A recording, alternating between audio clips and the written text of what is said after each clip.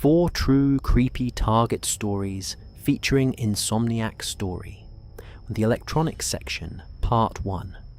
My name is Terrell, and I was 23 years old when this happened. I was shopping at a Target in suburban Minneapolis, Minnesota on a Friday evening. It was around 7:45 p.m. and the store was moderately busy with weekend shoppers picking up last-minute items.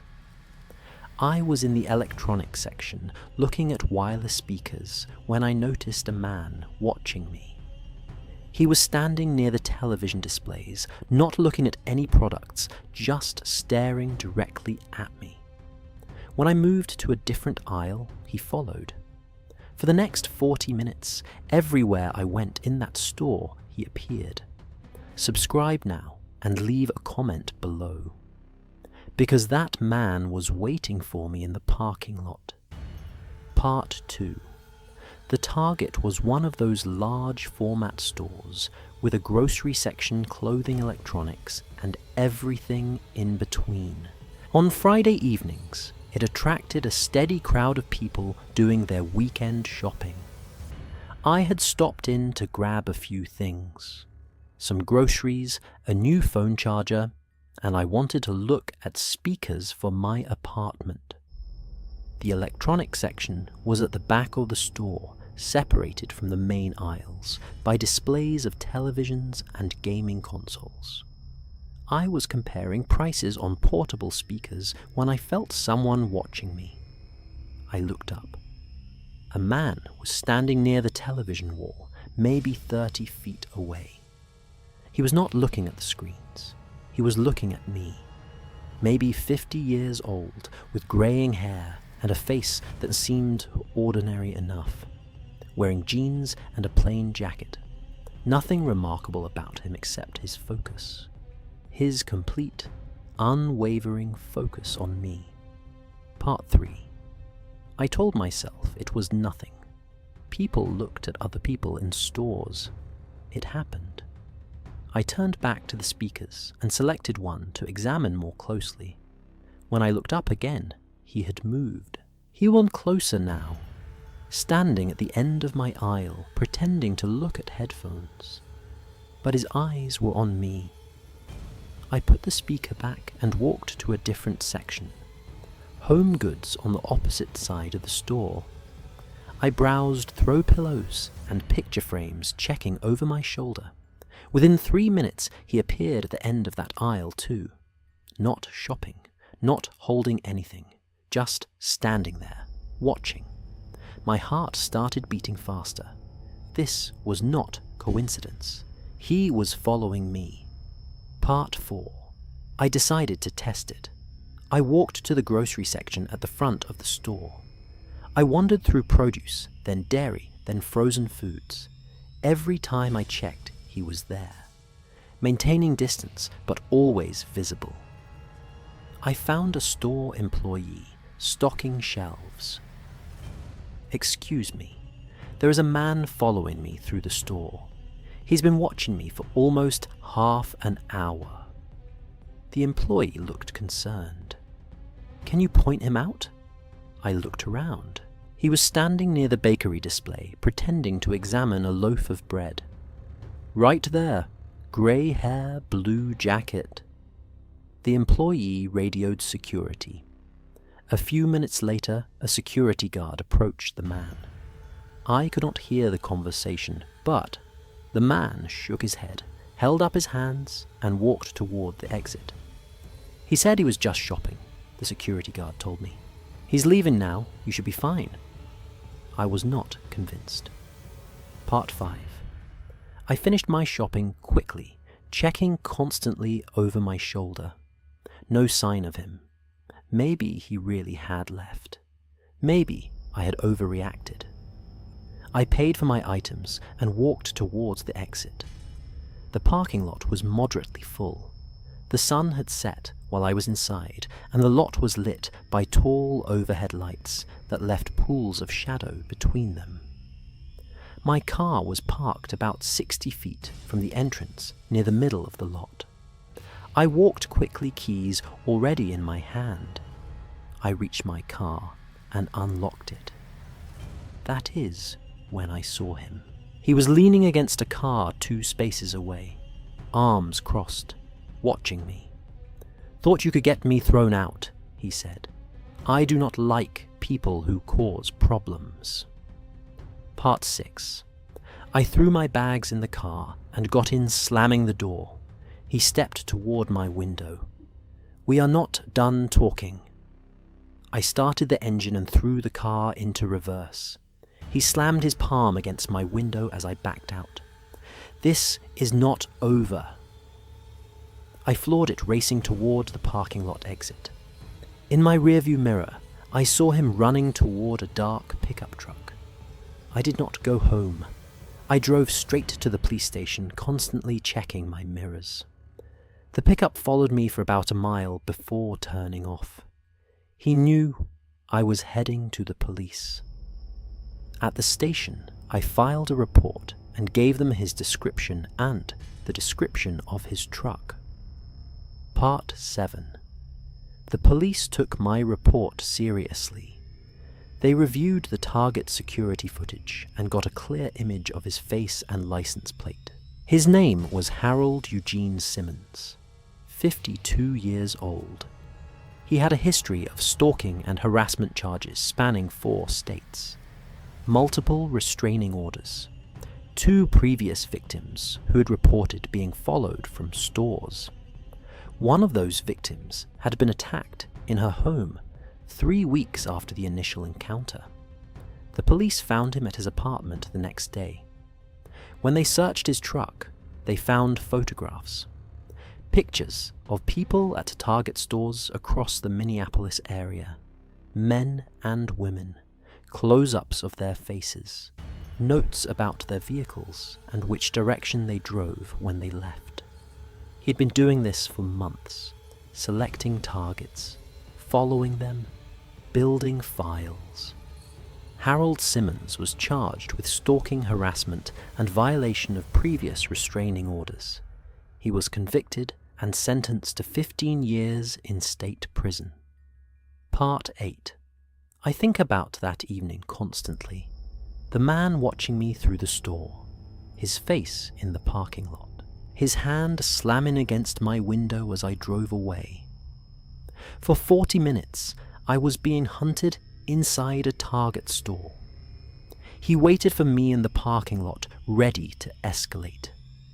If I had not driven to the police station, if I had led him to my apartment instead, if I had gotten out of my car to confront him. I do not like to think about what would have happened. I shop differently now. I pay attention to faces that appear too often. I check the parking lot before approaching my car. I never assume that someone ejected from a store has actually left. Some people say I am paranoid. They did not see the photographs in his truck. They did not see the files on all those people he had been following. If someone follows you through a store, please take it seriously. Tell security. But do not assume that solves the problem. Check the parking lot. Notice if they are waiting outside, because predators do not give up easily. They watch, they follow, they wait, and they do not like being told no. Story 2. The Restroom Part 1. My name is Brianna, and I was 26 years old when this happened. I stopped at a Target in suburban Dallas, Texas, to use the restroom during a shopping trip. It was a Saturday afternoon, around 2:30 p.m., and the store was crowded with weekend shoppers. The women's restroom had 4 stalls. 3 were empty. 1 was occupied.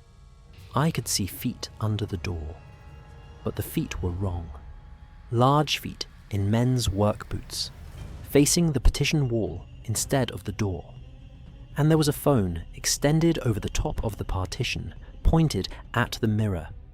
Subscribe now and leave a comment below, because someone was recording everyone who walked in. Part 2. The Target restrooms were located near the back of the store, past the clothing section, and down a short hallway. I had been shopping for about an hour and needed a quick bathroom break before continuing. The hallway leading to the restrooms was empty. I pushed open the door to the women's room.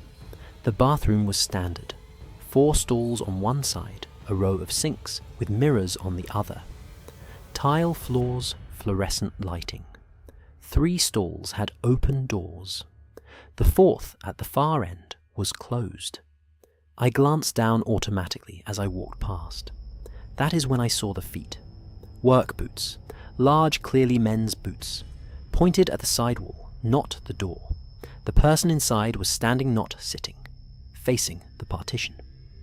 Part 3. I stopped walking. Something was wrong. Then I saw it. Above the partition, barely visible, a phone was extended over the top. The camera was pointed at the mirrors above the sinks, recording everyone who walked in. Every woman who stood at those mirrors to wash her hands, fix her makeup, adjust her clothes, recording me. I backed toward the door. "I see you," I said loudly.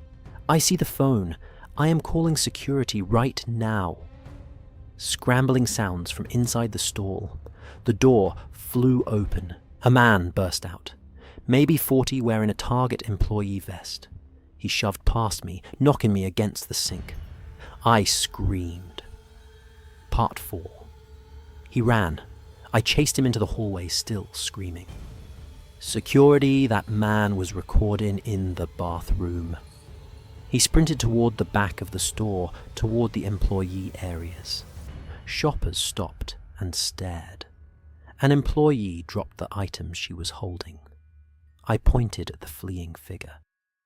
He was in the women's bathroom with a camera. A male customer tackled him near the stockroom doors. They struggled on the floor until security arrived. I stood there, shaking, watching them pin him down. His phone had fallen from his hand. The screen was still lit, still recording. Part 5. Police arrived within 15 minutes. They took his phone as evidence. What they found made everyone sick. Hundreds of videos. Women and girls in the Target bathroom. Some adjusting clothing. Some changing. Some with children. The recordings went back months. Gregory Patterson was convicted on all charges. He is serving 22 years in federal prison. Part 7. I think about that afternoon constantly. The work boots facing the wrong direction. The phone extended over the partition. How many times had I used public bathrooms without checking? How many times had someone been recording without anyone noticing? I check every public restroom now. I look under stalls for feet that do not belong. I notice phones that might be positioned to record. Most people never think about it. They assume privacy in bathrooms. But that privacy is often an illusion. Part 8. If you use public restrooms at Target or anywhere else, please pay attention. Check under stall doors. Look for feet that seem wrong. Notice if someone is standing instead of sitting. Watch for phones positioned to record. Trust your instincts when something feels off. Because predators find ways into spaces where people are vulnerable. They wear employee vests for cover. They position cameras where no one thinks to look. They record hundreds of victims who never know, and they count on you not paying attention. Do not give them that advantage. Check before you enter. Notice what does not belong. A few seconds of awareness could protect your privacy, could save you from becoming another video in someone's collection, another recording shared with strangers on the internet. Stay alert, stay safe, and never assume privacy in a public place. Story 3. The Parking Lot, Van Part 1. My name is Marcus, and I was 28 years old when this happened. I was loading purchases into my car at a Target in suburban Atlanta, Georgia on a Wednesday evening. It was around 8:15 p.m., and the parking lot was starting to empty as the store approached closing time. I had parked near the back of the lot where spaces were more available. I was putting bags in my trunk when I noticed the van. A white cargo van with no windows parked directly next to my driver's side door. It had not been there 5 minutes earlier. The engine was running. Subscribe now and leave a comment below, because there were 2 men inside that van waiting for me. Part 2. The Target parking lot was large and spread out. During peak hours, the front filled up quickly, pushing shoppers to park farther out. I had arrived around 7:30, found a spot about 2/3 of the way back, and spent about 40 minutes shopping. When I returned to my car, the lot had thinned out considerably. Maybe 20 cars in my section spread across dozens of spaces. I popped my trunk and started loading bags. That is when the van pulled in. Not into a regular parking space. Directly next to my car, inches from my driver's door, a white cargo van. No windows on the sides, no company logo or markings. The engine idled. Through the tinted windshield, I could see 2 figures. Neither was getting out. Neither was looking at phones or adjusting anything. They were both looking at me. Part 3. I stopped loading bags. The positioning was too deliberate, too close. There was no legitimate reason to park like that. The space on the other side of their van was empty. So were the spaces behind them. They had chosen to park directly beside my door. I pulled out my phone and pretended to check a message while really opening the camera. I took a photo of the van. The license plate was visible in the frame. Then I called 911. I am in the Target parking lot on Peachtree Road. A van just pulled up directly next to my car and is blocking my door. 2 people inside, engine running. They are watching me. Can you return to the store? I'm going to try. I started walking toward the Target entrance. Part 4. Behind me, I heard the van door slide open. Hey, hold up. You forgot something. I did not turn around. I walked faster. Hey, I am talking to you. Footsteps behind me. Rapid. Getting closer. I ran. The Target entrance was maybe 80 feet away. The automatic doors seemed impossibly far. I could hear him behind me. Heavy footsteps pounding on the pavement. 50 feet. 30. I burst through the doors and into the store. Someone is chasing me. Call security. The greeter stared in shock. Through the glass doors, I saw the man stop just outside. He looked at me, looked at the employees gathering, looked at my phone still pressed to my ear. Then he turned and walked quickly back toward the van. Part 5. Security and police arrived within minutes. The van was gone, but I had the license plate photo. They tracked it to a rental company. The name on the rental was fake, but the credit card led them to the real identities. 2 men, Raymond Earl Hutchins, 47, and Vernon Dale Hobbs, 44. Both with extensive criminal records. Both suspects in a string of parking lot abductions across Georgia and neighboring states. When they were caught a week later at another Target, police searched the van. Rope, tape, zip ties, a mattress in the back, and photographs.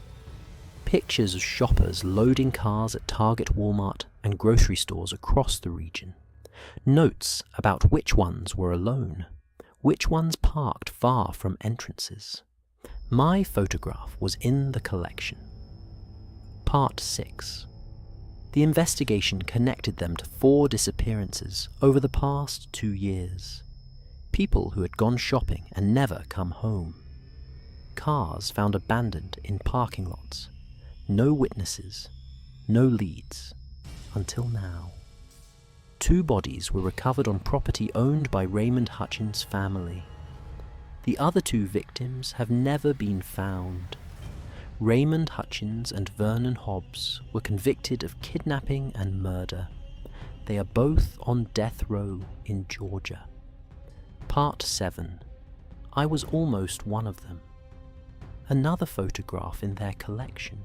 Another body on that property. If I had not noticed the van, if I had walked to my door instead of running, if I had stopped when he called out, I would have disappeared. My car would have been found abandoned. My family would have spent years wondering what happened. I park near entrances now, under lights, near other people. I check my surroundings before loading groceries. I notice vans that appear while I am inside. Part 8. If you ever return to your car and find a van parked too close to your door, do not approach. Go back inside, call security, call police. It does not matter if you feel foolish. It does not matter if it turns out to be nothing. Because sometimes it is not nothing. Sometimes there are 2 men inside that van waiting for you, with rope and tape and a plan, and the only thing that saves you is trusting your instincts. Running instead of rationalizing. Getting to safety instead of assuming you are overreacting. Stay alert. Park smart. And never approach a vehicle that was not there when you arrived, because predators hunt in parking lots. They know people have their hands full. They know people are distracted, and they know how quickly a person can disappear. Story 4. The Closing Shift. Part 1. My name is Alia, and I was 22 years old when this happened. I worked the closing shift at a Target in suburban Phoenix, Arizona. It was a Tuesday night, 10:30 p.m., and the store had closed 30 minutes earlier. I was straightening shelves in the home goods section at the back of the store, finishing my closing duties. The section was quiet and isolated from the rest of the building. That is, when I heard footsteps. Slow, deliberate footsteps coming from the seasonal aisle nearby. But all the customers were gone, and my co-workers were at the front of the store. Subscribe now and leave a comment below, because someone had hidden inside our store. Part 2. Closing shifts at Target followed a predictable routine. The store closed at 10. For the next hour, employees cleaned up restocked shelves and prepared for the next day. We spread out across the building, each assigned to different sections. By 10:30, I was alone in home goods, maybe 200 feet from the nearest co-worker. I was straightening decorative pillows when I heard the footsteps. Slow, deliberate, coming from the seasonal aisle on the other side of a tall shelving unit. I stopped what I was doing. "Hello, someone over there?" No response. The footsteps stopped. Silence. Part 3. I told myself it was another employee, someone cutting through seasonal to get to the back. But why had they stopped? When I called out, I grabbed my radio. "This is Aaliyah in Home Goods. Is anyone else working the back sections tonight?" Static. Then, my supervisor's voice. "Negative. Everyone is up front doing registers and cleanup." "Why?" I heard footsteps coming from seasonal. Probably just the building settling. These old stores make weird noises. Maybe. But buildings did not make footstep sounds. I started walking toward the front of the store. Behind me, the footsteps resumed. Faster now, following me. Part 4. I ran. I sprinted through home goods, past furniture displays and kitchen appliances, toward the main aisle that led to the front. Behind me, I heard the footsteps break into a run too. Heavy, pounding, getting closer. I screamed. "Help! Someone is chasing me." I burst into the main aisle and nearly collided with Marcus, one of my co-workers. "What the hell?" I pointed behind me. "Someone is back there? They were chasing me." Marcus grabbed his radio. "Security to Home Goods. We have an intruder." We backed toward the front of the store, watching the aisle I had just run from. A figure appeared at the far end. A man. Dirty clothes. Wild eyes. He saw us looking. He turned and ran the other direction.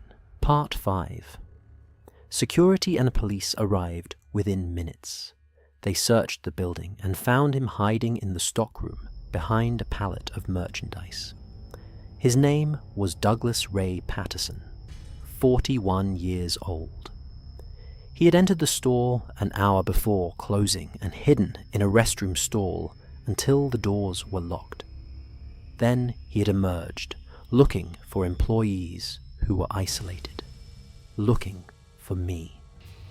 When they searched him, they found a knife in his jacket. He had done this before.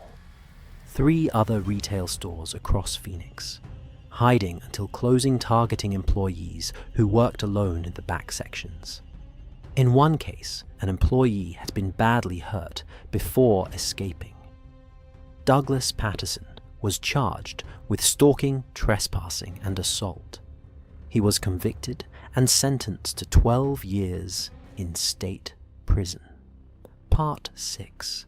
I think about that night constantly. The footsteps behind the shelving unit. The sound of him running after me. How close he was when I reached Marcus. For over an hour, a man had been hiding in our store, waiting for employees to spread out. Waiting for one of us to be alone. And I almost was.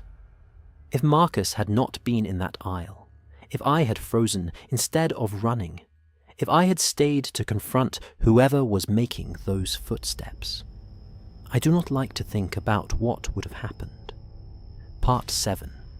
The company implemented new policies after that incident. Employees no longer work isolated sections alone during closing. Bathrooms are checked before locking up. Security sweeps the entire building before the closing team spreads out. But those policies came after I was almost attacked. After the footsteps chased me through the darkness.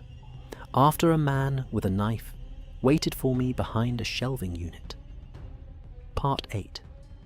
If you work retail closing shifts, please be careful. Do not work isolated sections alone. Stay in contact with co-workers. Check hidden areas before assuming you are safe. Know that customers can hide inside stores. They can wait for closing. They can emerge when you are alone and vulnerable. And they are patient. They will sit in a bathroom stall for an hour. They will crouch behind merchandise until the building is locked. They will wait until your co-workers are far away. Then they will come for you. Stay alert. Stay together. And trust your instincts when you hear footsteps that should not be there. Because predators know that closing shifts are vulnerable. They know employees spread out across empty buildings. They know how isolated you can be at the back of a dark store. And they are counting on you being alone. Do not give them that chance. The end. If these stories scared you, leave a comment below and tell me which one was the most terrifying. And remember, the next time you visit or work at a Target, pay attention to your surroundings.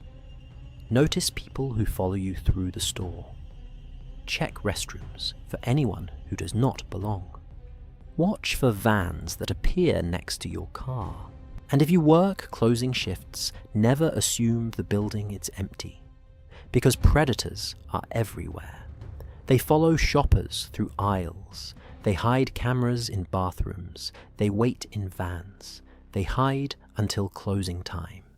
And they are always watching, always planning, always waiting for the moment when you are alone. Stay alert. Stay safe. And trust your instincts. Because your instincts could save your life.